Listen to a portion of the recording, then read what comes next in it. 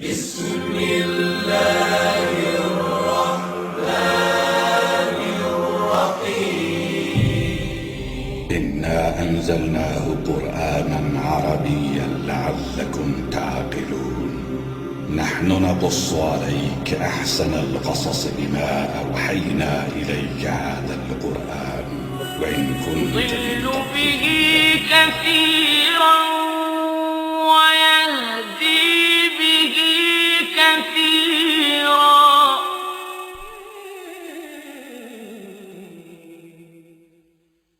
صلوا عليه وآله صلوا عليه وآله صلوا عليه. السلام علیکم ورحمۃ اللہ وبرکاتہ۔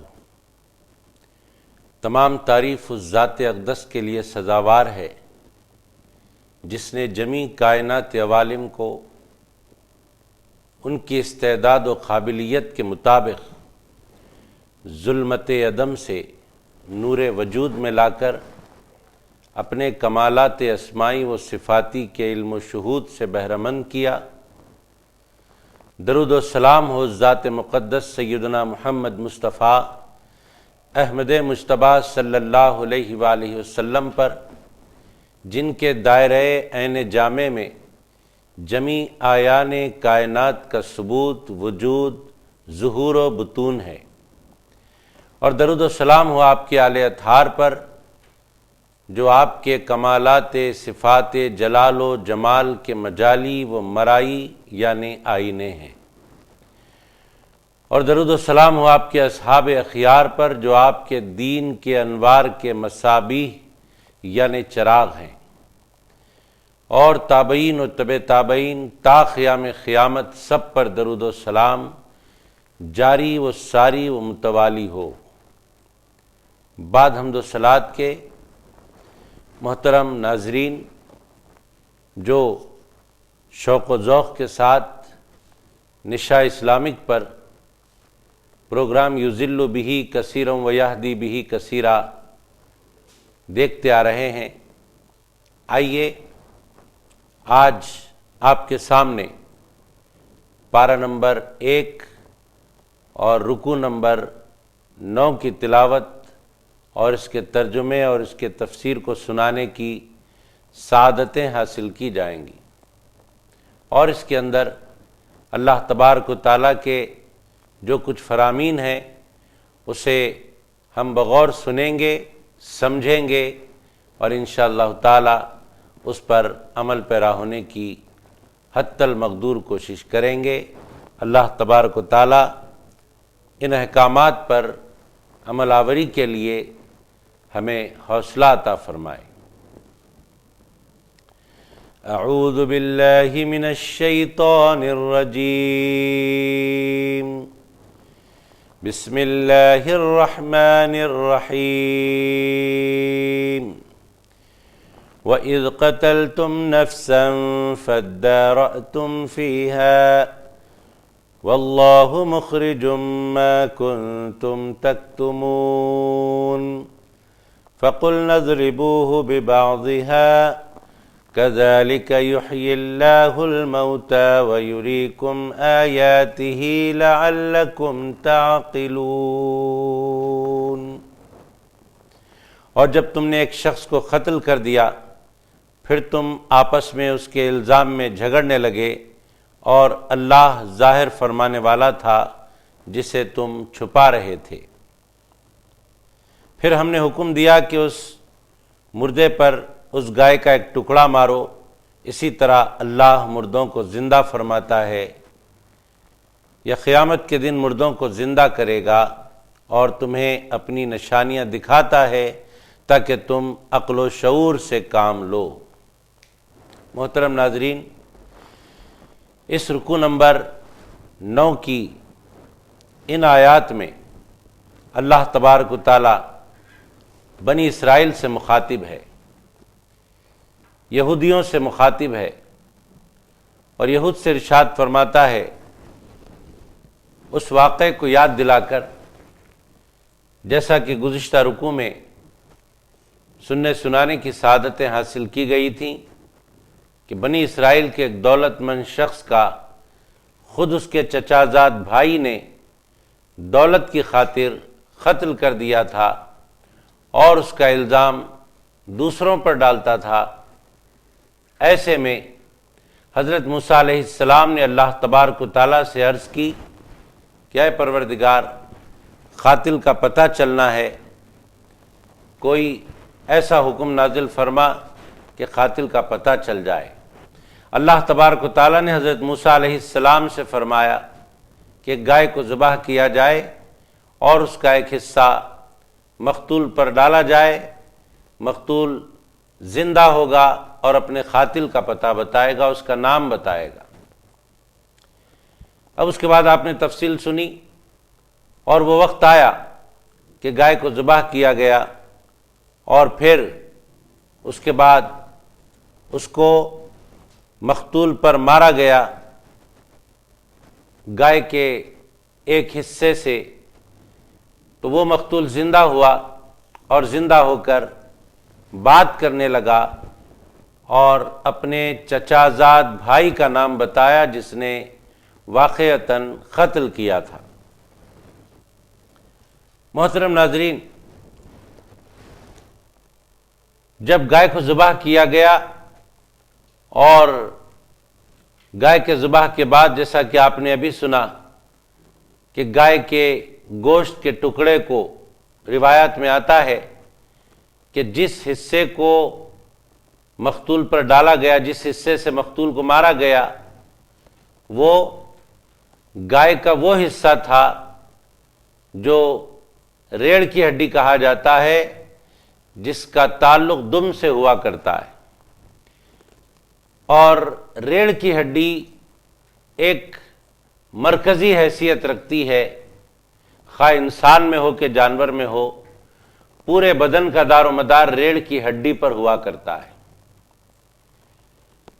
اور جب بدن سڑنا اور گلنا شروع ہوتا ہے تو ساری چیزیں سڑ گل کر ختم ہو جاتی ہیں، لیکن ریڑھ کی ہڈی میں کچھ ذرات ایسے ہوتے ہیں، اللہ تبارک و تعالیٰ نے ان ذرات کو ایسے بنایا جو بہت پائیدار ہوتے ہیں، اور اسی لیے پورے بدن میں سب سے زیادہ قوی، سب سے زیادہ طاقتور ریڑھ کی ہڈی ہوتی ہے۔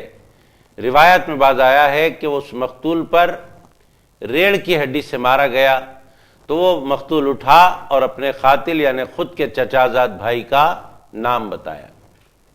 یہاں پر ایک بات قابل غور ہے، وہ یہ کہ قاتل تو ایک تھا، قاتل جس نے قتل کیا تھا وہ تو ایک تھا، لیکن یہاں پر جمع کا صیغہ استعمال ہوا، وَإِذْ قَتَلْتُمْ نَفْسًا فَادَّارَأْتُمْ فِيهَا، اور جب تم نے ایک شخص کو قتل کر دیا پھر تم آپس میں اس کے الزام میں جھگڑنے لگے۔ قتل تو ایک نے کیا تھا، لیکن یہاں جمع کا صیغہ استعمال ہوا، قتل تم نے قتل کیا۔ تو جمع کا صیغہ استعمال کرنے کی وجہ کیا ہے؟ جمع کا صیغہ استعمال کرنے کی وجہ یہاں پر یہ بیان کی گئی کہ وہ جو قاتل تھا وہ تو ایک ہی تھا، لیکن وہ قاتل جماعت میں ملا ہوا تھا، یعنی ایک جماعت میں ملا ہوا تھا، جماعت اس سے ملی ہوئی تھی، وہ جماعت سے ملا ہوا تھا۔ وہ ظاہر نہیں تھا جسے نشاندہی کے ساتھ کہا جائے کہ اس نے قتل کیا ہے، وہ تو جماعت کے ساتھ ملا ہوا تھا۔ اس لیے اللہ تبارک و تعالیٰ نے اس ایک برے کی وجہ سے تمام جماعت سے مخاطب ہوا اور فرمایا قتل تم، اور سرور کائنات صلی اللہ علیہ وآلہ وسلم کے ہم زمانہ یہودیوں کو اس لیے مخاطبت ہے، اس لیے ہم زمانہ یہودیوں سے خطاب ہے کہ تم نے قتل کیا۔ جب کبھی سرکار علیہ الصلاۃ والسلام کے ہم زمانہ یہودیوں سے خطاب ہو رہا ہے، ان کے آباء و اجداد کے کارناموں کو ذکر کیا جا کر ہم زمانہ لوگوں سے خطاب ہو رہا ہے، تو اس کا مطلب یہی ہے یہ لوگ جو ہم زمانہ تھے سرکار علیہ الصلاۃ والسلام کے، انہوں نے تو یہ سب کچھ نہیں کیا تھا، پھر ان سے خطاب کر کے یہ کہنا کہ تم نے ایسا کیا، تم نے ایسا کیا، تم نے ایسا کیا، اس کا مطلب کیا ہے؟ اس کا مطلب یہ ہے کہ انہوں نے کیا تو نہیں ہے، لیکن آباء و اجداد کے کیے ہوئے عمل سے یہ لوگ راضی ہیں، متفق ہیں، اور راضی اور متفق ہونے کی بنا پر اللہ تبارک و تعالیٰ ان سے مخاطب ہو کر تم نے کیا فرما رہا ہے۔ یہی وجہ ہے کہ فرمایا جا رہا ہے وَإِذْ قَتَلْتُمْ، تم نے قتل کیا۔ قتل تو ان لوگوں نے نہیں کیا تھا، قتل تو اس وقت کے جب قتل ہوا تھا اس وقت کے بھی سب لوگوں نے قتل نہیں کیا تھا، بلکہ قاتل تو ایک تھا، ایک اس کا ساتھی تھا، لیکن جمع کا صیغہ استعمال ہو رہا ہے۔ جمع کا صیغہ اس لیے استعمال ہو رہا ہے کہ وہ جماعت سے ملا ہوا تھا۔ تب یہاں ایک بات سمجھ میں آ گئی، اور اس ایک بات کے سمجھنے پر اور بھی ہمیں ایک نقطہ مل گیا، وہ یہ کہ اگر کسی جماعت میں ایک برا ہو، کسی جماعت میں ایک برا ہو تو اس کی برائی کا اثر پوری جماعت پر ہوتا ہے۔ یہاں پر مطلب یہی ہے، جمع کا صیغہ استعمال کرنے کے پیچھے مقصد یہی ہے، بتانا مقصود ہے کہ جماعت میں اگر کوئی ایک برا ہو تو اس کی برائی کا اثر ساری جماعت پر ہوتا ہے۔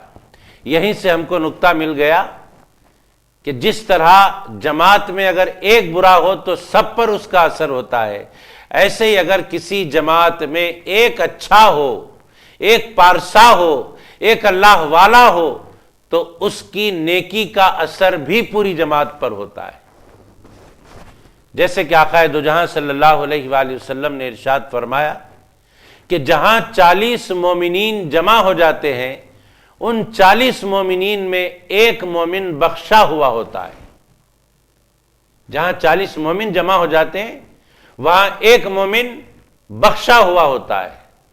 تب ہمیں اشارہ مل گیا، اس ایک بخشے ہوئے مومن کی برکت سے تمام جماعت پر اللہ کا کرم ہوتا ہے، اور ہمارا اللہ کی ذات سے یہ گمان اور یہ حسن ظن ہے، اور اللہ کی ذات سے یہ امید ہے، ہم اللہ کے بارے میں گمان یہ رکھتے ہیں کہ خالق کائنات اس ایک بخشے ہوئے کی برکت سے اپنے فضل و کرم سے ساری جماعت کو بخش دیتا ہے، ساری جماعت کو بخشش سے مالا مال کر دیتا ہے۔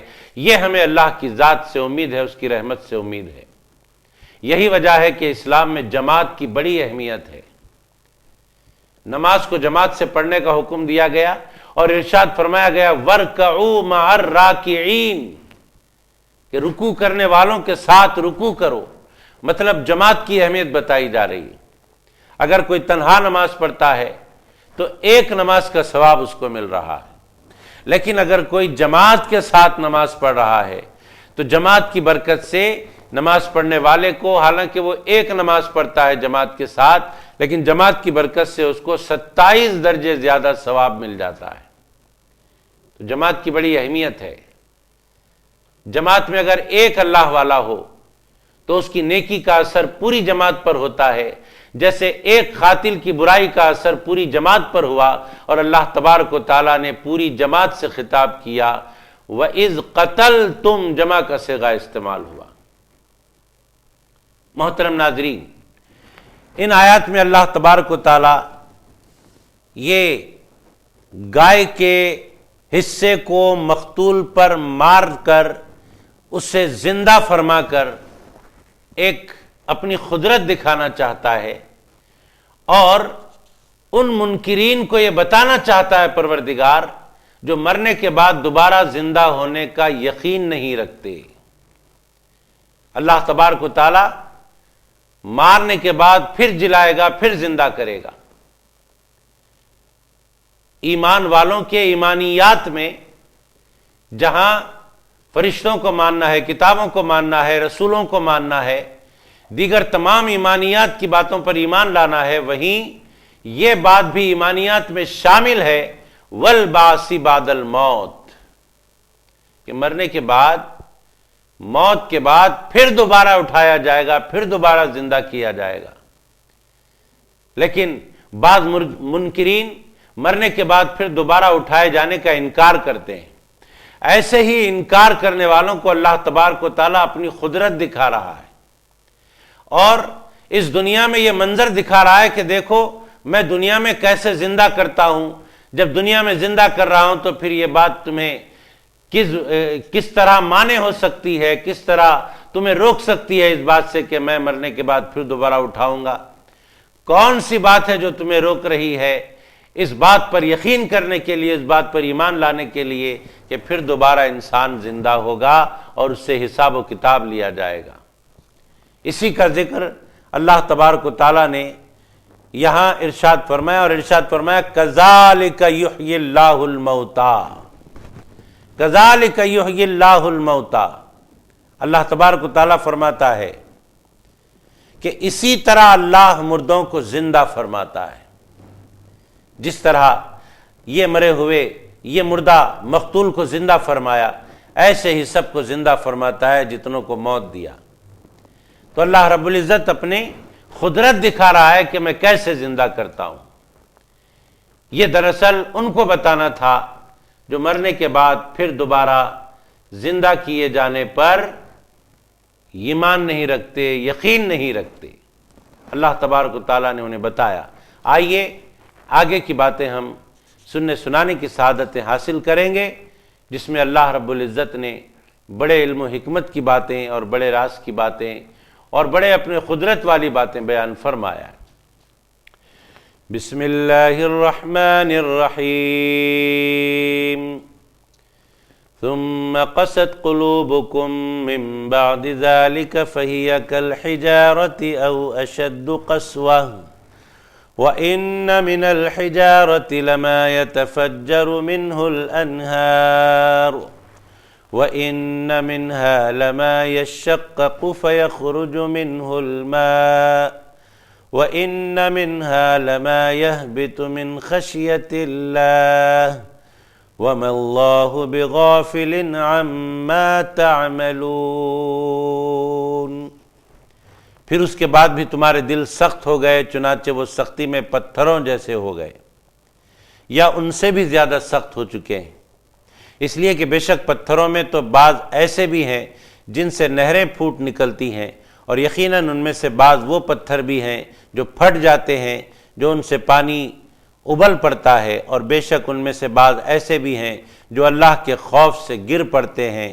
افسوس تمہارے دلوں میں اس قدر نرمی، خستگی اور شکستگی بھی نہیں رہی، اور اللہ تمہارے کاموں سے بے خبر نہیں۔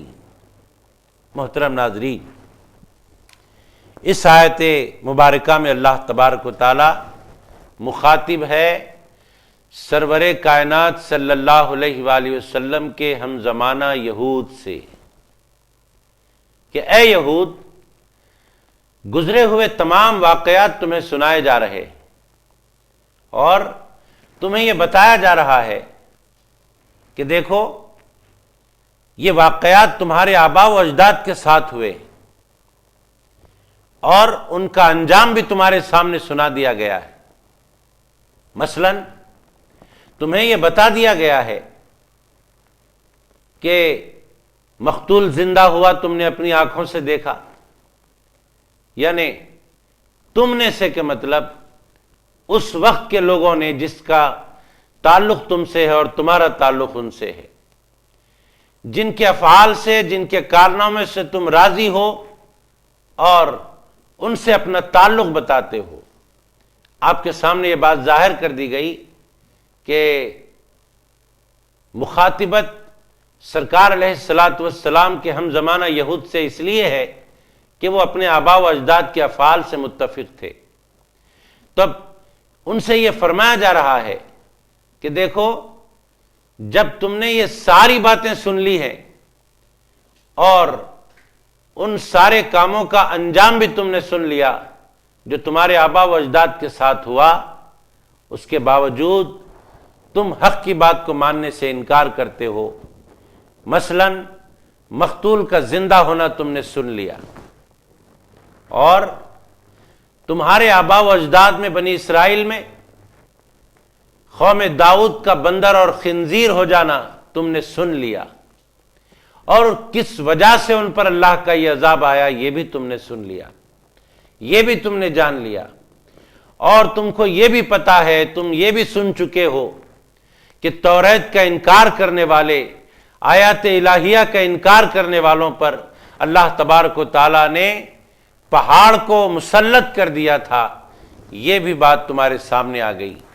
اتنا سب سننے کے بعد تمہارے دل تو نرم ہو جانا چاہیے تھا، اتنا سب سننے کے بعد تو تم راغب ہو جانا چاہیے تھا حق کی طرف، اتنا سب سننے کے بعد اتباع مصطفیٰ علیہ الصلاۃ والسلام میں تمہیں آ جانا چاہیے تھا۔ لیکن تمہاری حالت تو یہ ہے کہ تمہارے دل بڑے سخت ہو چکے ہیں، ایسے سخت ہو چکے ہیں جیسے کہ پتھر ہوا کرتے ہیں۔ اس کے بعد اللہ تبارک و تعالیٰ ارشاد فرماتا ہے کہ پتھروں سے بھی زیادہ تمہارے دل سخت ہو چکے ہیں، او اشد قسوہ، یعنی ان سے بھی زیادہ سخت ہو چکے ہیں، اس لیے کہ وَإِنَّ مِنَ الْحِجَارَةِ لَمَا يَتَفَجَّرُ مِنْهُ الْأَنْهَارُ، یعنی پتھروں کی کیفیت بھی تمہارے دلوں جیسی سخت نہیں ہے۔ پتھر میں تو بعض ایسے ہیں جن سے نہریں پھوٹ نکلتی ہیں، پتھروں سے پانی نکل جایا کرتا ہے، وہ اتنے سخت ہونے کے باوجود بھی تمہارے دلوں کی طرح سخت تو نہیں ہے، کیونکہ وہاں نہریں پھوٹ نکل رہی ہیں، لیکن تمہارے دل ہیں کہ مانتے ہی نہیں حق کو، تمہارے دل ہیں کہ اتنا سب کچھ سننے کے بعد بھی نرم نہیں ہوتے۔ آگے اللہ تبارک و تعالیٰ فرماتا ہے وَإِنَّ مِنْهَا لَمَا يَشَّقَّقُ فَيَخْرُجُ مِنْهُ الْمَاءُ، اور ان میں سے بعض پتھر تو وہ ہیں جو پھٹ جاتے ہیں، بعض تو ایسے ہیں جو پھٹ جاتے ہیں تو ان سے پانی ابل پڑتا ہے۔ پتھروں کی کیفیت اللہ تبارک و تعالیٰ بیان فرما رہا ہے کہ وہ سخت ہونے کے باوجود اتنے سخت نہیں ہوتے جتنے سخت تمہارے دل ہو چکے ہیں۔ ان سے تو نہریں پھوٹ نکلتی ہیں، وہ تو پھٹ پڑتے ہیں اور ان سے پانی ابل پڑتا ہے، اور بعض ان میں وہ ہیں جو اللہ کے خوف سے گر پڑتے ہیں۔ یہ پتھروں کی سختی کے باوجود ان کی نرمی بیان کی جا رہی ہے، لیکن تمہارے دل ہیں کہ بڑے سخت ہیں کہ اتنی باتیں سننے کے باوجود بھی، اتنی متنبہ کرنے والی باتوں کو سننے کے بعد بھی تمہارے دل نرم نہیں ہوتے، اور اللہ اور اس کے رسول کی طرف مائل و راغب نہیں ہوتے۔ تمہارے دل تو پتھروں سے بھی زیادہ سخت ہو چکے ہیں۔ محترم ناظرین، یہاں پر میں ایک بات پتھروں کی آپ کے سامنے رکھنے کی سعادتیں حاصل کروں گا، اور وہ بات یہ ہے کہ آقا علیہ الصلاۃ والسلام اللہ کے ایسے رسول صلی اللہ علیہ وآلہ وسلم جن کو پتھر بھی جانا کرتے، جمادات سرکار علیہ الصلاۃ والسلام کو جانا کرتے، نباتات سرکار علیہ الصلاۃ والسلام کو جانا کرتے، حیوانات سرکار علیہ الصلاۃ والسلام کو جانا کرتے۔ کئی روایتیں موجود ہیں اس بارے میں، ایک روایت میں آپ کے سامنے پیش کروں، اور یہ پیش کرنا اس لیے ہے کہ یہاں پتھروں کا ذکر آیا، اللہ تبارک و تعالیٰ نے حجر کا ذکر فرمایا کہ پتھر بھی نرم ہو جایا کرتے ہیں، لیکن تمہارے دل اے یہود نرم نہیں ہوتے۔ تو پتھروں کی نرمی، پتھروں کی حس اور پتھروں کا ادراک یہاں پیش کرنے کا موقع ہے، اس لیے میں آپ کے سامنے پیش کر رہا ہوں، اور ان تمام باتوں سے جو پیش کرنے والا ہوں یقیناً ہمارے دلوں میں عظمت مصطفیٰ صلی اللہ علیہ وآلہ وسلم میں اضافہ ہوگا، اور آقا دو جہاں صلی اللہ علیہ وآلہ وسلم سے جو ہمارا رشتہ محبت ہے اس میں اور مزید مضبوطی پیدا ہو جائے گی، محبت رسول علیہ الصلاۃ والسلام ہمارے سینوں میں اور بڑھ جائے گا۔ پتھروں کی بات ہو رہی ہے، آئیے میں آپ کے سامنے ان کنکریوں کی بات کرتا ہوں جن کنکریوں کو مٹھی میں لے کر ابو جہل آیا تھا سرکار علیہ الصلاۃ والسلام کے پاس اور کہا تھا کہ اے محمد صلی اللہ علیہ وآلہ وسلم، تم اللہ کے رسول ہو، نبی ہو، اگر تم اللہ کے نبی ہو تو بتاؤ میری مٹھی میں کیا ہے۔ وہ اپنی مٹھی میں کنکریاں بند کیے ہوئے تھا اور وہ یہ سمجھتا تھا کہ کنکریاں میری مٹھی میں بند ہیں اور چھپی ہوئی ہیں، اگر یہ اللہ کے نبی ہیں تو ان چھپی ہوئی کنکریوں کو دیکھ لیں گے اور مجھ سے کہہ دیں گے کہ اے ابو جہل تیری مٹھی میں کنکریاں ہیں۔ آیا تھا سرکار علیہ الصلاۃ والسلام کو لاجواب کرنے کے لیے، لیکن اللہ تبارک و تعالیٰ اپنے محبوب کو کب لاجواب کرے؟ اپنے محبوب کے آگے ساری دنیا کو لاجواب کرتا ہے پروردگار، لیکن اپنے محبوب کو لاجواب ہرگز نہیں کرتا۔ سرکار علیہ الصلاۃ والسلام کے آگے آیا اور کہا کہ بتاؤ میری مٹھی میں کیا ہے۔ آقائے دو جہاں صلی اللہ علیہ وآلہ وسلم نے ارشاد فرمایا، اے ابو جہل میں بتاؤں کہ تیری مٹھی میں کیا ہے، یا پھر تیری مٹھی میں جو ہے وہ بتائے کہ میں کون ہوں؟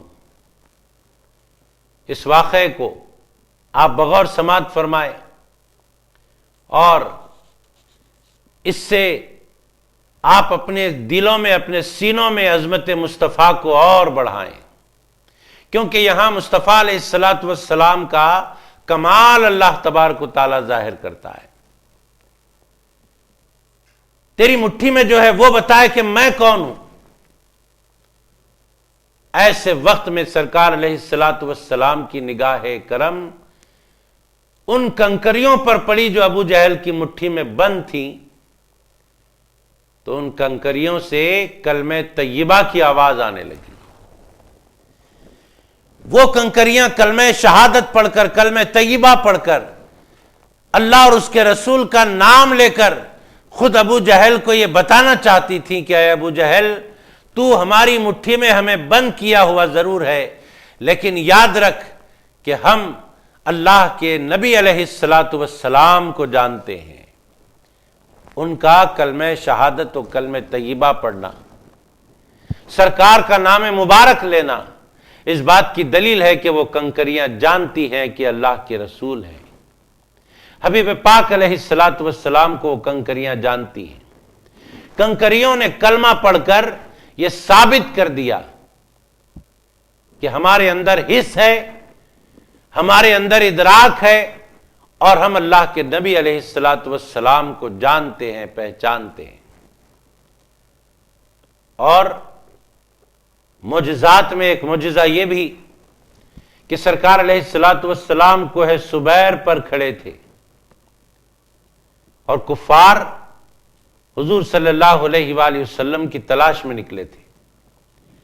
کوہ سبیر نے اللہ کے نبی علیہ الصلاۃ والسلام سے عرض کی، یا رسول اللہ صلی اللہ علیہ وآلہ وسلم آپ اتر جائیے تاکہ کفار آپ کو دیکھنے نہ پائیں، اگر آپ اس پہاڑ پر چڑھے رہیں گے کفار آپ کو دیکھ لیں گے اور آپ کو گرفتار کر لیں گے نعوذ باللہ، تو آپ مجھ پر سوار ہو کر پکڑے جائیں گے تو میں اللہ کی گرفت میں آ جاؤں گا، یا رسول اللہ آپ مجھ پر سے اتر جائیے۔ قریب میں کوہ ہرا تھا، جس نے عرض کی یا رسول اللہ علیہ الصلاۃ والسلام آپ مجھ پر تشریف لے آئیے۔ یہ پتھروں کی حص آپ کے سامنے بیان کر رہا ہوں۔ اللہ تبارک و تعالیٰ نے یہاں ارشاد فرمایا، کل حجارہ، اے یہود تمہارے دل تو پتھروں جیسے ہو گئے، او اشد قسوہ، پتھروں سے بھی زیادہ سخت ہو گئے۔ تو پتھروں کا ادراک آپ کو بتا رہا ہوں، پتھروں کی نرمی آپ کو بتا رہا ہوں، پتھروں کی حس آپ کو بتا رہا ہوں۔ انہی واقعات میں ایک واقعہ بڑا مشہور ہے، وہ یہ کہ جب تک مسجد نبوی شریف میں ممبر شریف نہیں بنا تھا، سرکار علیہ الصلاۃ والسلام ایک ستون کو، کھجور کے تنے کو ٹیک لگا کر خطبہ دیا کرتے تھے، لیکن جب ممبر شریف بن گیا تو سرکار علیہ الصلاۃ والسلام اس کو ٹیک لگانا چھوڑے اور ممبر شریف پر جلوہ گر ہوئے۔ اس خطبے میں سرکار علیہ الصلاۃ والسلام نے اس کھجور کے تنے کو ٹیک نہیں لگایا، بلکہ ممبر پر ٹھہر گئے۔ اس روز صحابہ کرام نے بھی سنا کہ کسی کے بلک بلک کر رونے کی آواز آ رہی تھی، کسی کے پھوٹ پھوٹ کر رونے کی آواز آ رہی تھی۔ سرکار علیہ الصلاۃ والسلام نے فرمایا، اے صحابہ، جو تم رونے کی آواز سن رہے ہو لیکن رونے والا دکھائی نہیں دیتا، جانتے ہو کون رو رہا ہے؟ ارشاد فرمایا، یہ کھجور کا تنا رو رہا ہے جس کو میں جب بھی خطبہ دیا کرتا تھا ٹیک لگا کر دیتا تھا، آج وہ میرے فراق میں رو رہا ہے۔ صحابہ کرام نے بھی اس کے رونے کی آوازیں سنی۔ اس کے بعد آقا علیہ الصلاۃ والسلام ممبر سے اترے اور اس کو اپنے سینے سے لگایا، اس پر اپنا دستے مبارک رکھا، تب کہیں اس کھجور کے تنے کو، اس ستون حنانہ کو قرار آیا۔ محترم ناظرین، یہ نباتات سے تعلق رکھنے والا ہے، یہ نباتات سے تعلق رکھنے والا ہے، اور کنکریاں جمادات سے تعلق رکھنے والی ہیں۔ جمادات بھی سرکار کو جانتے ہیں، نباتات بھی سرکار کو جانتے ہیں،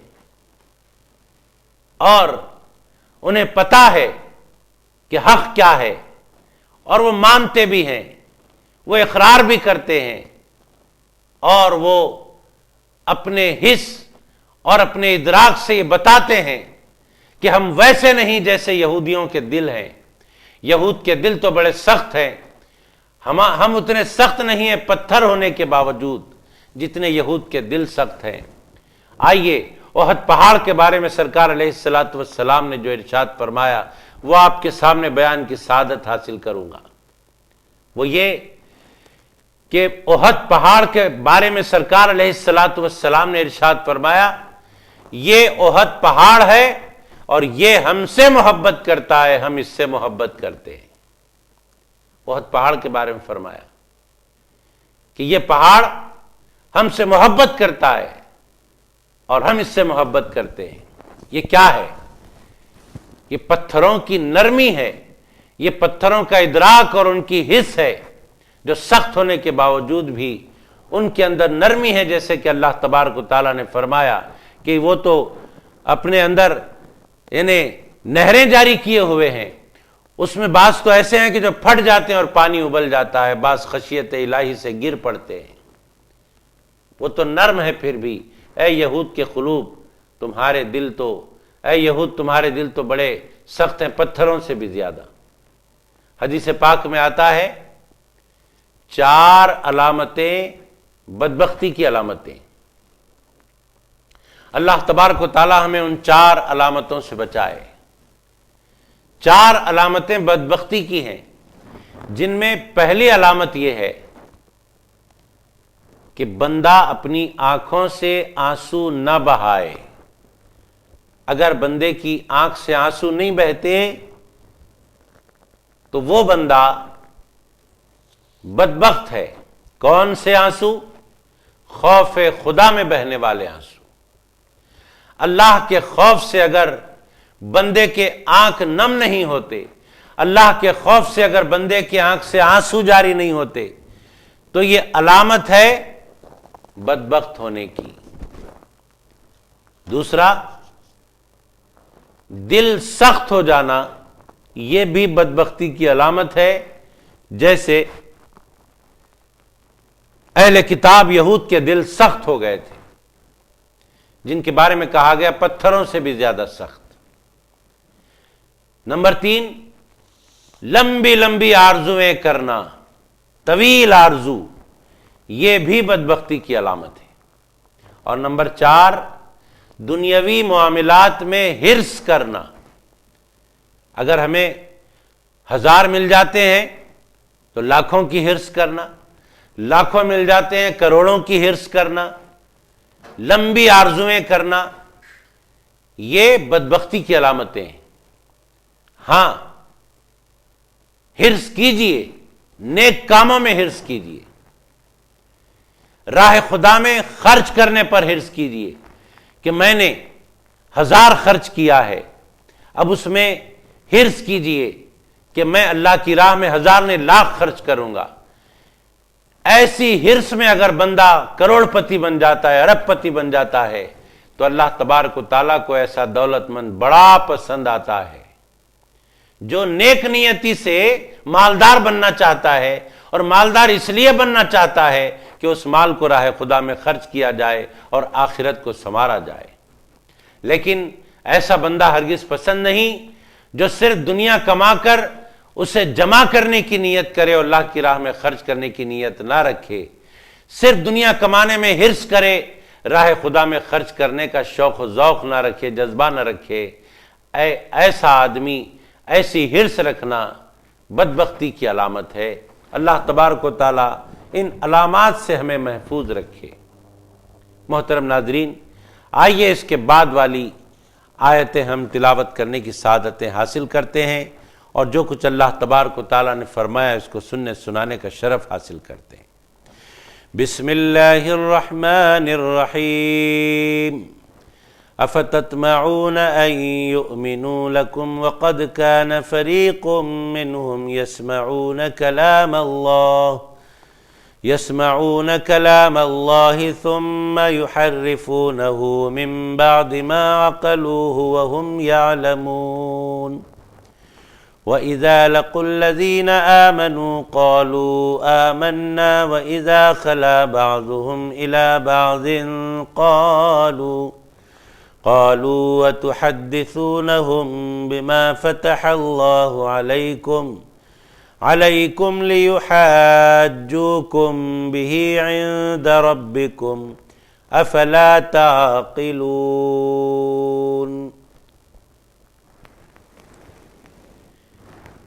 اے مسلمانوں، کیا تم یہ توقع رکھتے ہو کہ وہ یہودی تم پر یقین کر لیں گے، جبکہ ان میں سے ایک گروہ کے لوگ ایسے بھی تھے کہ اللہ کا کلام تورات سنتے پھر اسے سمجھنے کے بعد خود بدل دیتے، حالانکہ وہ خوب جانتے تھے کہ حقیقت کیا ہے اور کیا کر رہے ہیں۔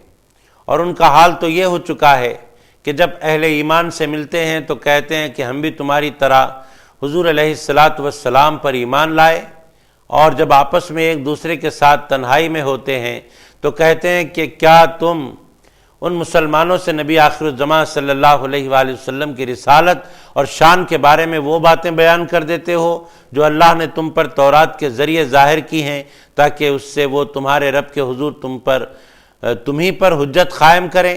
کیا تم اتنی عقل بھی نہیں رکھتے؟ یہ منافقین کے بارے میں ارشاد ہوا۔ جو یہودی منافقین تھے ان کے بارے میں فرمایا گیا کہ جب ادھر ملتے کفار سے تو ان سے کہہ دے کہ ہم تمہارے ہیں، ادھر مسلمانوں سے ملتے تو کہتے کہ ہم تمہارے ہیں۔ اللہ تبارک و تعالیٰ ارشاد فرما رہا ہے یہاں پر، افتطمعون ان یؤمنوا لکم وقد کان فریق منہم یسمعون کلام اللہ ثم یحرفونہ من بعد ما عقلوہ وہم یعلمون۔ یعنی اللہ تبارک و تعالیٰ ارشاد فرماتا ہے کہ توریت میں جو کچھ اللہ نے لکھا اس کو یہودی بہت ہی اچھی طرح سے پہچانتے تھے، جانتے تھے۔ توریت میں جو کچھ لکھا تھا، خواہ وہ احکام سے تعلق رکھنے والی بات ہو، اعمال کے لحاظ سے، یا پھر نبی پاک صلی اللہ علیہ وآلہ وسلم کی تعریف و توصیف بیان کی گئی ہو توریت میں، کسی بھی اعتبار سے، کسی بھی بارے میں، وہ بخوبی جانتے تھے کہ اللہ کے یہ احکام ہیں۔ اور توریت میں اللہ تبارک و تعالیٰ نے اپنے محبوب صلی اللہ علیہ وآلہ وسلم کے بارے میں آپ کا حلیہ پاک بھی بیان کیا، اور آپ کے بارے میں نشاندہی کی، آپ کی نشانیاں بتائی کہ وہ ایسے ہوں گے ایسے ہوں گے، یہ سب کچھ جانتے ہوئے بھی کہ خود بدل دیتے تھے، حالانکہ وہ خوب جانتے تھے کہ کیا کر رہے ہیں اور حقیقت کیا ہے۔ جانتے بوجھتے توریت کے احکام بدلتے تھے، جانتے بوجھتے رسول کریم صلی اللہ علیہ وآلہ وسلم کی شان میں جو تعریف و توصیف توریت میں بیان کی گئی ہے اس کو بدل دیا کرتے تھے۔ یہ یہودی علماء کی بددیانتی تھی اور یہود علماء کی اللہ تبارک و تعالیٰ کے نازل کردہ توریت میں تحریف تھی اور تبدیلی کرنا تھا۔ یہ ان کی ایسی نافرمانی تھی، یہ ان کی ایسی بدبختی تھی کہ اللہ تبارک و تعالیٰ ان پر غضبناک ہوا۔ کیا کیا انہوں نے اور انہوں نے کیوں کیا؟ یہ دو سوال ہیں۔ کیا کیا یہ ایک سوال ہے، کیوں کیا یہ ایک سوال ہے۔ کیا کیا اس کا جواب یہ ہے کہ تحریف کر دی، بدل دیا توریت کے احکام اور توریت میں نازل شدہ نعت مصطفیٰ علیہ السلام کو۔ کیسے بدلا؟ ان کے بدلنے کی کیفیت یہ ہے کہ توریت میں اللہ تبارک و تعالیٰ نے ہمارے نبی صلی اللہ علیہ وآلہ وسلم کا حلیہ پاک بیان کیا، لیکن اس حلیہ پاک کو انہوں نے بدل دیا۔ کیوں بدلا؟ اس لیے بدلا کہ اگر وہ حلیہ جوں کا توں بیان کر دیا جائے اور جب سرکار کو یہود دیکھیں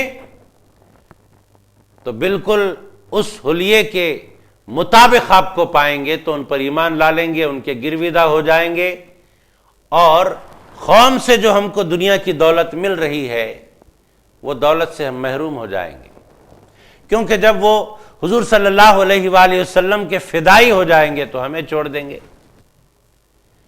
ہمارا جو گزارا ہے وہ مشکل ہو جائے گا۔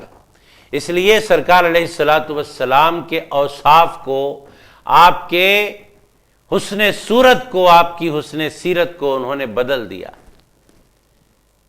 کیا کہا؟ بدل کر کیا کہا انہوں نے؟ توریت میں بدل کر کیا لکھا حلیہ پاک کے بارے میں؟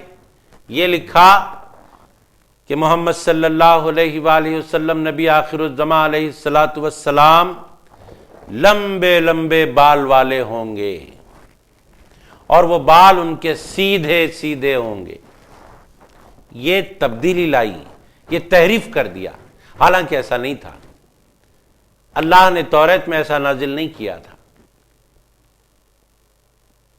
اللہ تبارک و تعالیٰ نے تو توریت میں نازل کیا تھا کہ وہ گھنگرو بال والے ہوں گے سرکار علیہ السلام، لیکن یہودی علماء نے اپنے دنیا بنانے کے لیے، دنیا کمانے کے لیے، دنیا کی دولت کے لیے سرکار علیہ السلام کے بالوں کے بارے میں لکھا کہ وہ سیدھے بال والے ہوں گے۔ ظاہر ہے کہ جب سیدھے بال والے ہوں گے کہہ کر یہودی علماء نے بتا دیا لوگوں کو، جب آقا علیہ السلام کو وہ دیکھیں گے تو گھنگرو بال والے ہوں گے سرکار علیہ السلام، تو وہ کہیں گے کہ بھئی یہ تو نبی آخر الزمان نہیں ہو سکتے، اس لیے کہ ان کے بال گھنگرو والے ہیں، جبکہ ہم سے کہا گیا کہ بال لمبے ہوں گے۔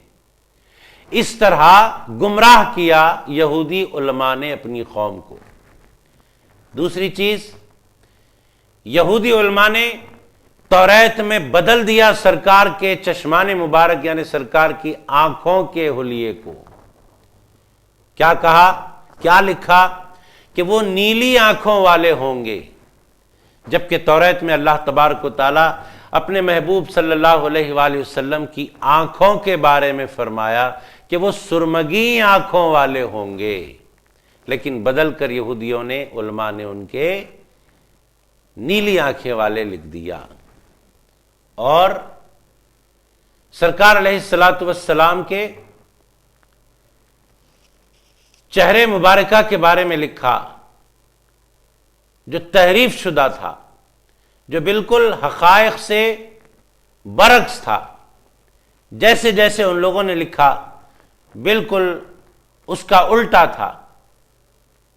لیکن اللہ تبارک و تعالیٰ نے توریت میں جو نازل فرمایا سرکار علیہ الصلاۃ والسلام کا حلیہ مبارک، وہ یہ کہ وہ حسین چہرے والے ہوں گے، وہ حسین چہرے والے ہوں گے، اور خط کے اعتبار سے وہ اوسط خد والے ہوں گے، میانہ خد والے ہوں گے، اور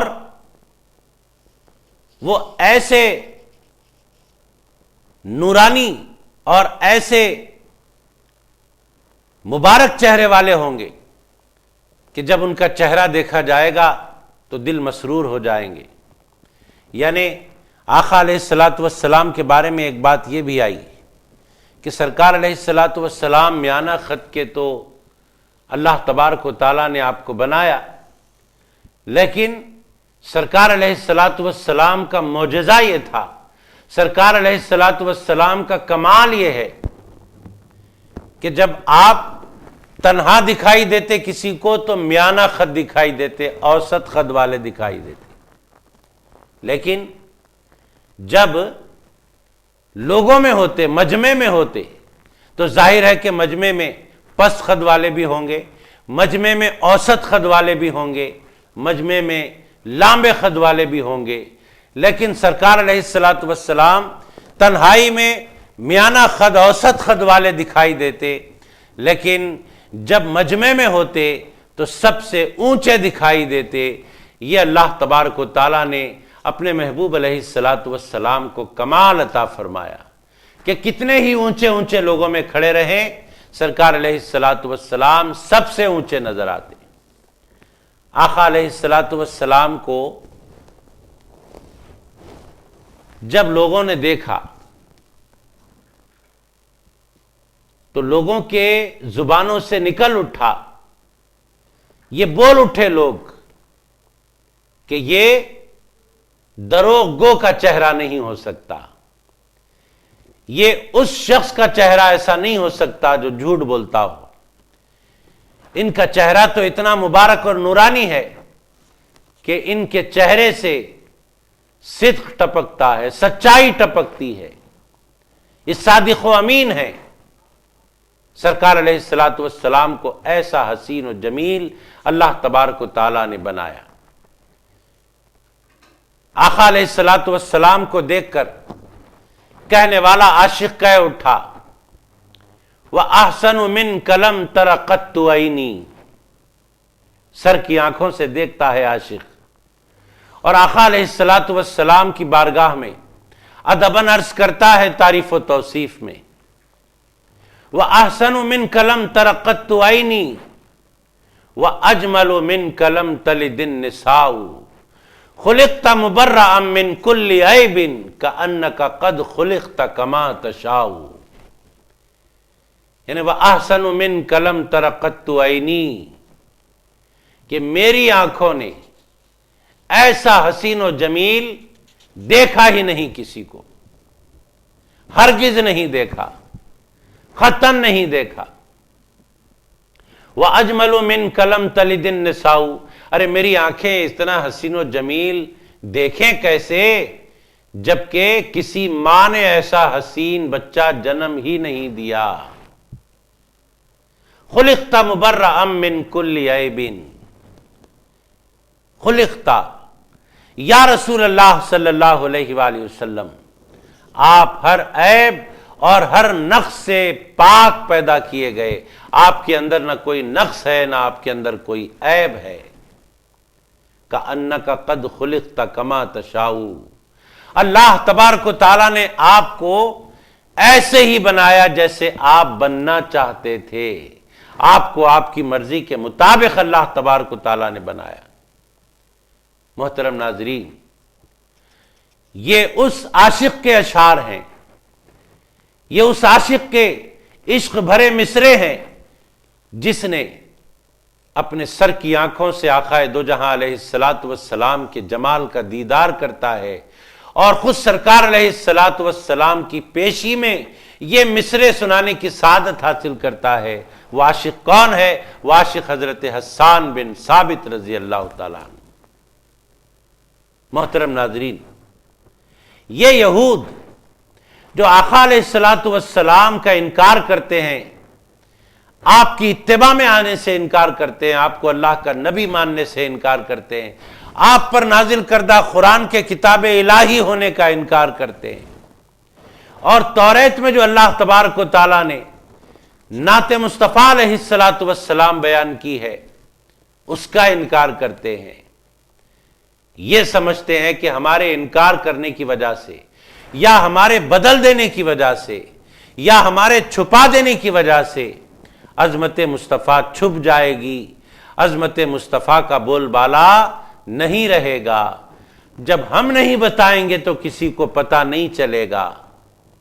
لیکن حقیقت کیا ہے، میں آپ کو ایک حدیث پاک کے ذریعے بتانا چاہتا ہوں، جس کے ذریعے آپ کو سمجھ میں آ جائے گا کہ رسول کریم صلی اللہ علیہ وآلہ وسلم کی شان مقدس کیا ہے، سرکار علیہ الصلوۃ والسلام کا معاملہ کیا ہے، آپ کو کون کون جانتا ہے، آپ کی کہاں کہاں پہچان ہے، کون کون آپ کو پہچانتا ہے اور کب سے پہچانتا ہے، یہ سب آپ کی سمجھ میں آ جائے گا، ایک حدیث پاک آپ سن لیں گے۔ آئیے میں آپ کے سامنے وہ حدیث پاک سنانے کی سعادت حاصل کرتا ہوں جو مسلم شریف کی روایت ہے، اور راوی حضرت جابر رضی اللہ تعالیٰ عنہ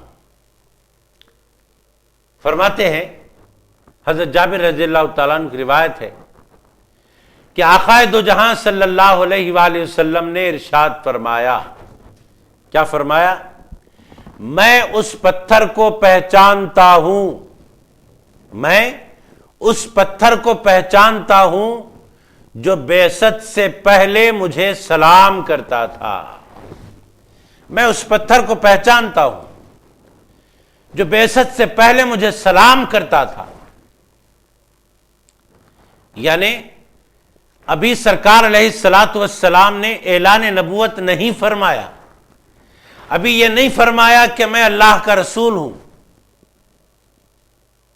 مگر اس وقت بھی پتھر مجھے سلام کرتا تھا اور اس پتھر کو میں پہچانتا ہوں۔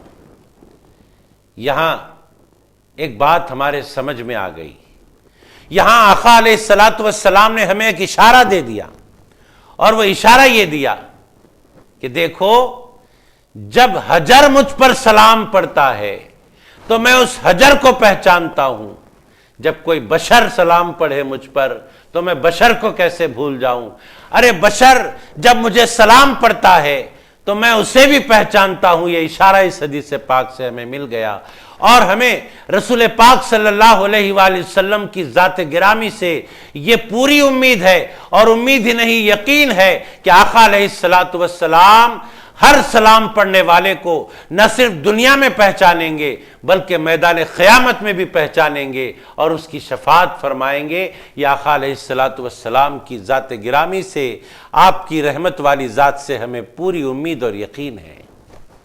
جب ایک حجر کو پہچانتے ہیں آقا جو سلام کرتا ہے آقا کو، جب بشر سلام کرے تو اسے کتنا چاہتے ہوں گے۔ آئیے،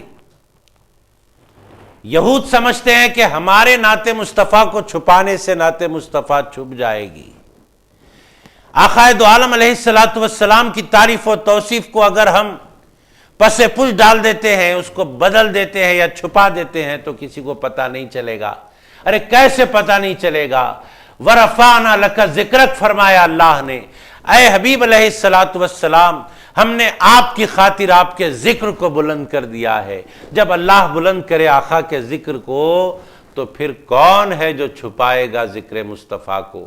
کون ہے جو چھپائے گا نعت مصطفیٰ علیہ الصلوۃ والسلام کو؟ آئیے ایک اور روایت آپ کے سامنے پیش کرتا ہوں، وہ روایت ترمذی شریف کی ہے، اور اس روایت کے راوی ہیں، اس حدیث پاک کے راوی حضرت سیدنا علی مرتضیٰ رضی اللہ تعالیٰ عنہ۔ ارشاد فرماتے ہیں کہ میں آقا علیہ الصلوۃ والسلام کے ساتھ ساتھ چلا مکے کے اطراف کے علاقے میں، تو حضرت علی رضی اللہ تعالیٰ عنہ فرماتے ہیں کہ جو درخت بھی اور جو پہاڑ بھی سرکار کے سامنے آتا، آقا علیہ الصلوۃ والسلام جس درخت سے ہوتے ہوئے گزرتے، آقا علیہ الصلوۃ والسلام جس پہاڑ سے ہوتے ہوئے گزرتے، سیدنا علی مرتضیٰ رضی اللہ تعالیٰ عنہ فرماتے ہیں کہ وہ درخت، وہ پہاڑ سرکار علیہ الصلوۃ والسلام کی بارگاہ میں عرض کرتا، الصلاۃ والسلام علیک یا رسول اللہ۔ معلوم کیا ہوا؟ ارے بشر تو بشر ہے، آقا علیہ الصلوۃ والسلام کی شہرت کا یہ عالم ہے، آقا علیہ الصلوۃ والسلام کی پہچان کا یہ عالم ہے، آقا علیہ الصلوۃ والسلام کے ذکر کا، ان کی نعت کا یہ عالم ہے، اللہ تبارک و تعالیٰ کی بارگاہ میں محبوبیت کا یہ عالم ہے کہ سرکار کو بشر ہی نہیں بلکہ نباتات بھی جانتے پہچانتے ہیں، جمادات بھی جانتے پہچانتے ہیں، اور نہ صرف جانتے پہچانتے ہیں بلکہ سرکار علیہ الصلوۃ والسلام کی خدمت میں سلام کا نذرانہ پیش کرتے ہیں۔ اور جو بشر ہو کر سلام نہ کرے اس کی بدبختی کا عالم کیا ہوگا؟ محترم ناظرین، آئیے ان باتوں کے ساتھ ہم اختتامی مراحل کی طرف آتے ہیں اور آگے کی آیات پڑھنے کی سعادتیں حاصل کرتے ہیں اور اس کو سمجھنے کی سعادتیں حاصل کرتے ہیں۔ بسم اللہ الرحمن الرحیم۔ اولا يعلمون ان اللہ يعلم ما يسرون وما يعلنون ومنهم أميون لا يعلمون الكتاب إلا أماني وإن هم إلا يظنون فويل للذين يكتبون الكتاب بأيديهم ثم يقولون هذا من عند الله ليشتروا به ثمنا قليلا فويل لهم مما كتبت أيديهم وويل لهم مما يكسبون وقالوا لن تمسنا النار إلا أياما معدودة قل اتخذتم عند الله عهدا فلن يخلف الله عهده أم تقولون على الله ما لا تعلمون بلى من كسب سيئة وأحاطت به خطيئته فأولئك أصحاب النار هم فيها خالدون والذين آمنوا وعملوا الصالحات أولئك أصحاب الجنة هم فيها خالدون۔ کیا وہ نہیں جانتے کہ اللہ کو وہ سب کچھ معلوم ہے جو وہ چھپاتے ہیں اور جو ظاہر کرتے ہیں، اور ان میں سے بعض ان پڑھ ہیں جنہیں کتاب کے معنی و مفہوم کا کوئی علم ہی نہیں، وہ کتاب صرف زبانی پڑھنا جانتے ہیں، یہ لوگ محض وہم و گمان میں پڑے رہتے ہیں۔ بس ایسے لوگوں کے لیے بڑی خرابی ہے جو اپنے ہی ہاتھوں سے کتاب لکھتے ہیں، پھر کہتے ہیں کہ یہ اللہ کی طرف سے ہے تاکہ اس کے عوض تھوڑے سے دام کما لیں۔ سو ان کے لیے اس کتاب کی وجہ سے ہلاکت ہے جو ان کے ہاتھوں نے تحریر کی، اور اس سے تباہی ہے جو کما رہے ہیں۔ اور وہ یہود یہ بھی کہتے ہیں کہ ہمیں دوزخ کی آگ ہرگز نہیں چھوئے گی سوائے گنتی کے چند دنوں کے۔ آپ پوچھیں کیا تم اللہ سے کوئی ایسا وعدہ لے چکے ہو؟ پھر تو وہ اپنے وعدے کے خلاف ہرگز نہ کرے گا۔ یہ یا تم اللہ پر یوں ہی بہتان باندھتے ہو جو تم خود بھی نہیں جانتے۔ ہاں واقعی جس نے برائی اختیار کی اور اس کے گناہوں نے اس کو ہر طرف سے گھیر لیا تو وہی لوگ دوزخی ہیں، وہ اس میں ہمیشہ رہنے والے ہیں، اور جو لوگ ایمان لائے اور انہوں نے نیک عمل کیے تو وہی لوگ جنتی ہیں، وہ اس میں ہمیشہ رہنے والے ہیں۔ محترم ناظرین، آئیے ان آیات کو سمجھتے ہوئے اپنی گفتگو کو ہم سمیٹتے ہیں اور اپنی بات کو اختتام کی طرف لاتے ہیں۔ ان آیات میں منکرین کے عذاب کا ذکر آیا ہے کہ ان کو اللہ تبارک و تعالی عذاب میں مبتلا کرے گا، ان کو جہنم رسید کرے گا، اور فرمایا بڑی خرابی ہے ان لوگوں کے لیے جو اپنے ہاتھوں سے تحریف کرتے ہیں، یعنی بدل دیتے ہیں اور اللہ کے احکام کو بدل کر اتنا بڑا گناہ کرتے ہیں کہ پروردگار ان پر غضبناک ہے اور انہیں جہنم میں ڈالے گا، ان کو سزا دے گا۔ کیسی سزا دے گا؟ جس کے بارے میں آیا ہے کہ خالق کائنات ان کو جہنم میں ڈالے گا ان برائیوں کی وجہ سے جو انہوں نے کیے۔ کیا برائی کی؟ تحریف کی انہوں نے اپنے ہاتھوں سے۔ اور یہاں ویل کا لفظ آیا ہے، فویل للذین یکتبون۔ یہ ویل جو ہے دراصل جہنم کی وادی ہے جس میں کافروں کو ڈالا جائے گا۔ حدیث پاک میں آتا ہے، سرکار دو عالم صلی اللہ علیہ وآلہ وسلم نے ارشاد فرمایا، ویل جہنم کی وادی ہے جس میں کافروں کو ڈالا جائے گا۔ اور وہ کیسی وادی ہے جہنم کی؟ وہ اتنی گہری وادی ہے کہ اگر کسی کافر کو ویل کی وادی میں ڈال دیا جائے گا تو وہ اتنی گہری ہے کہ 40 سال کا عرصہ گزر جائے گا، ابھی وہ اس وادی کی تہ کو نہیں پہنچ پائے گا۔ اتنی گہری وہ وادی ہوگی کہ 40 سال کے عرصے میں بھی وہ تہ تک نہیں پہنچ پائے گا۔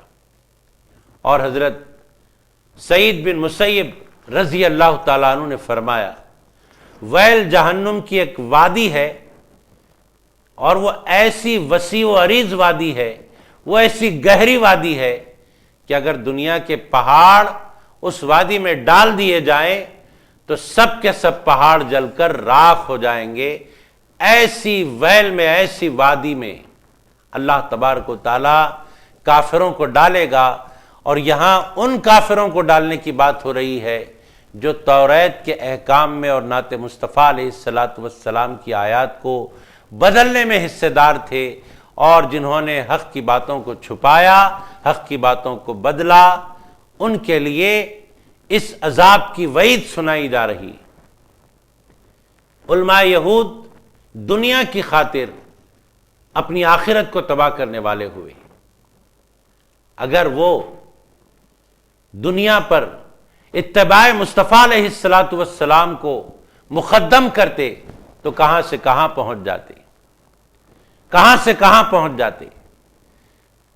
اور جنہوں نے اپنی دنیا کو سرکار علیہ السلام پر قربان کر دیا، یہ یہودی علماء تو ایسے تھے کہ سرکار علیہ السلام کی اتباع کو چھوڑے اور دنیا کی دولت کو اپنائے، لیکن قربان جائیں صحابہ کرام کی مقدس شخصیتوں پر کہ انہوں نے آقا علیہ السلام کی ذات گرامی کے لیے دنیا کو قربان کر دیا۔ حضرت صہیب رومی رضی اللہ تعالیٰ عنہ کے بارے میں آیا کہ حضرت صہیب رضی اللہ تعالیٰ عنہ جب مکہ تشریف لائے تھے تو ان کے پاس دولت نہیں تھی۔ مکہ معظمہ میں دولت انہوں نے کمائی، اور جب مدینہ طیبہ ہجرت کا موقع آیا، جبکہ سرکار علیہ السلام مدینہ طیبہ جا چکے تھے، آقا علیہ السلام کے تشریف لے جانے کے بعد کچھ صحابہ مکے میں رہ گئے تھے، وہ مدینہ طیبہ گئے، انہی میں حضرت صہیب رضی اللہ تعالیٰ عنہ، جن کے پاس بہت ساری دولت آ گئی تھی مکے میں، وہ کما چکے تھے، جبکہ جب آئے تھے مکہ تو ان کے پاس کچھ نہیں تھا، لیکن جب مدینہ طیبہ ہجرت کرنا چاہتے ہیں تو ان کے پاس بہت ساری دولت تھی۔ جب ہجرت کرنا چاہتے تھے تو اہل مکہ نے حضرت صہیب رضی اللہ عنہ کو روک لیا، کہا کہ تم جب آئے تھے تو تمہارے پاس کچھ نہیں تھا، تم نے اتنا سب کچھ کما لیا اور کما کر اس شہر کو چھوڑ کر جانا چاہتے ہو، ہم تمہیں جانے کی اجازت نہیں دیں گے، ہم تمہیں جانے کی اجازت نہیں دیں گے۔ لیکن حضرت صہیب رضی اللہ عنہ برابر اصرار کرتے کہ میں جاؤں گا۔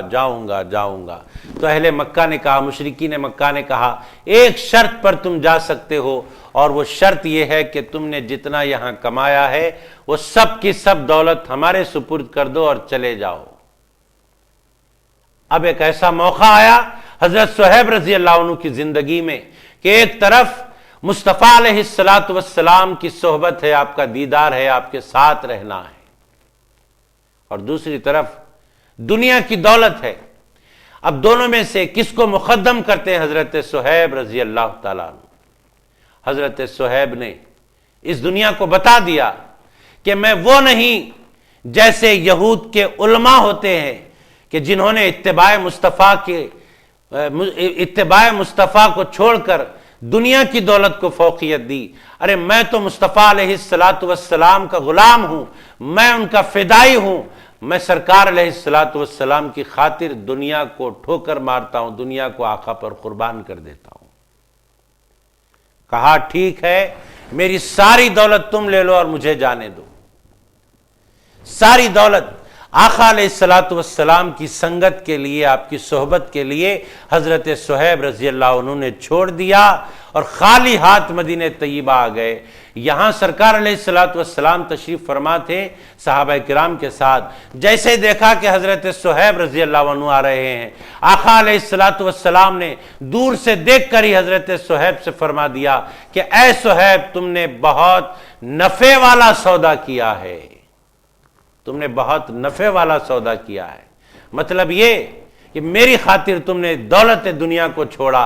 آؤ، اس میں اشارہ ہے سرکار علیہ السلام کا یہ فرمانا، یہ اشارہ دیتا ہے کہ اے صہیب، تم نے دنیا کی دولت کو چھوڑا ہے، آؤ میرے پاس، میری صحبت میں رہو.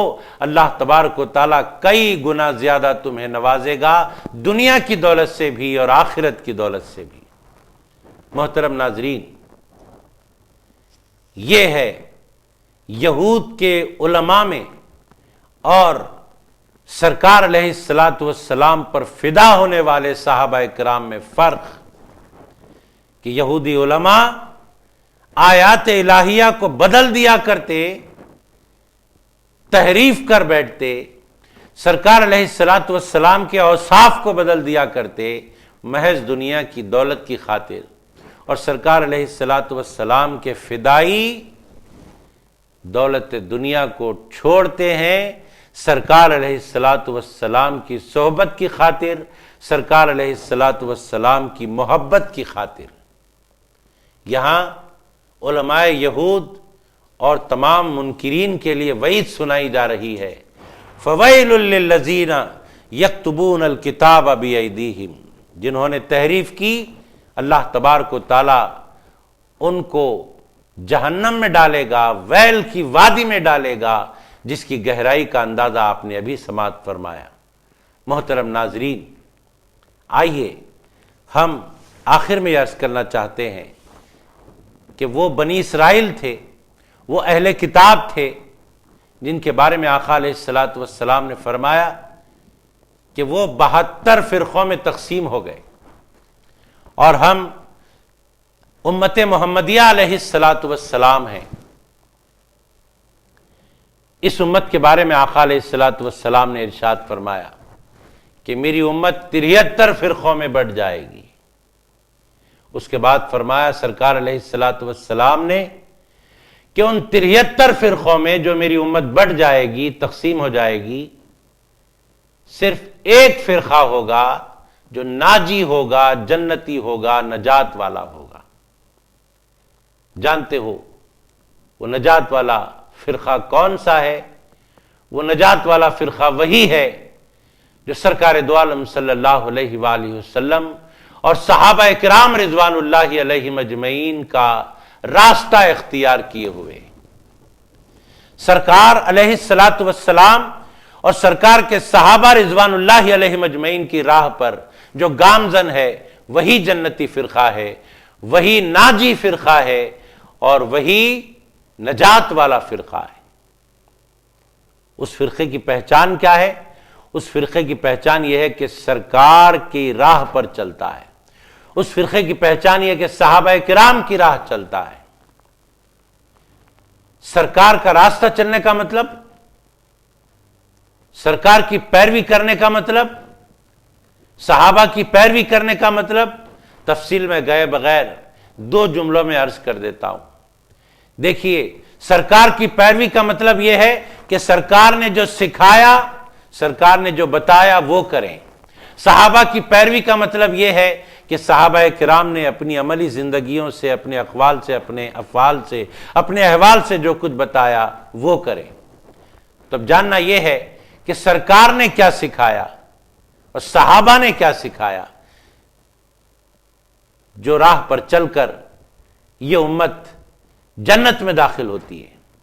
میں 2 ہی جملوں میں عرض کر دوں کہ سرکار علیہ الصلاۃ والسلام نے اللہ کی عبادت سکھائی، سرکار علیہ الصلاۃ والسلام نے اللہ کی عبادت سکھائی، اور صحابہ کرام رضوان اللہ علیہم اجمعین نے سرکار علیہ الصلاۃ والسلام کی محبت سکھائی۔ آقا دو جہاں نے اللہ کی عبادت سکھائی اور صحابہ کرام نے سرکار سے محبت کرنا سکھایا۔ یہ محبت ہی تو ہے کہ آقا علیہ الصلاۃ والسلام کی خاطر اپنی ساری پونجی مکے میں چھوڑا ہے حضرت صہیب رضی اللہ تعالیٰ عنہ۔ اس بارے میں ایک ایک صحابی کا ایسا طرز عمل رہا کہ پوری امت کے لیے وہ مشعل راہ ہے کہ اپنا سب کچھ قربان کر دیا سرکار علیہ الصلاۃ والسلام پر۔ تو صحابہ کرام نے اپنا سب کچھ نبی کریم علیہ الصلاۃ والسلام پر قربان کرنا سکھایا۔ تو اب ہم ناجی ہوں گے تو کیسے ہوں گے؟ ہم جنتی ہوں گے تو کیسے ہوں گے؟ اللہ کی عبادت کر کے جنتی ہوں گے، سرکار سے محبت کر کے جنتی ہوں گے۔ اللہ رب العزت سے دعا ہے کہ پروردگار جو کچھ کہا گیا سنا گیا اس پر عمل کی توفیق عطا فرما۔ انشاءاللہ تعالی آئندہ نشست میں پارہ نمبر 1 رکوع نمبر 10 کا ترجمہ اور تفسیر سننے کی ہم سعادتیں حاصل کریں گے۔ وصلی اللہ تعالی علی خیر خلقہ ونور عرشہ سیدنا محمد وعلی آلہ واصحابہ اجمعین والحمد للہ رب العالمین۔